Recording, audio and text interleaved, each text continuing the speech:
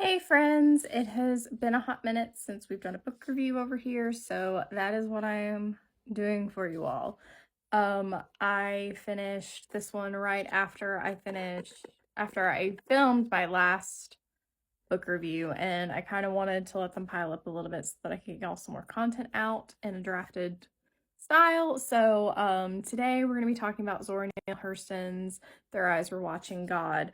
This was originally published in 1937, and it is a book that I was required to read in high school. And I'm gonna be honest, I sludged through it. I didn't enjoy it because I'm one of those that I don't enjoy being told what to read and when to read it. So for me, reading this in high school was not that fun. I did read it and I didn't enjoy it. Now that I am much older, it's been over 10 years since I've been in high school, I thoroughly enjoyed rereading this again and actually getting to take it in a pleasure reading way instead of being forced to read it.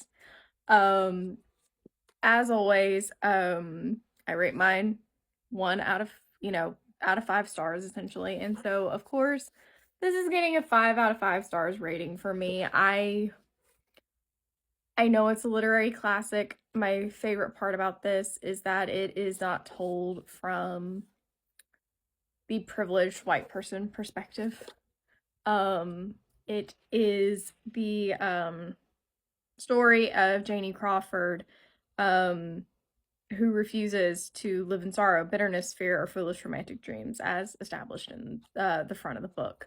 And I would definitely say that if you read it in high school and you didn't enjoy it then, give it another try, because I think it improves as you get older, that we come back to the books that we haven't read or we read in high school, and we find that, guess what?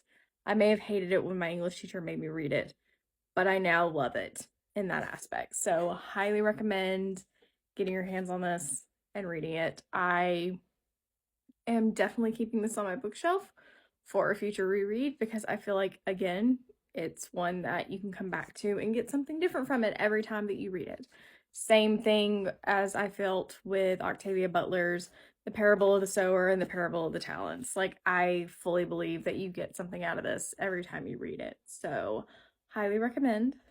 Definitely add it to your TBR list. It's definitely a 5 out of 5 over here. And I loved it. I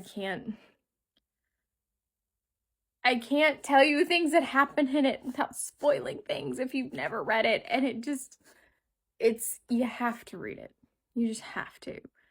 Janie she starts out as a hopeless romantic and then grows as a person throughout the book. And she learns so much from each of her marriages and all of that. And it is worth every second I spent with this book. And I regret not liking it in high school.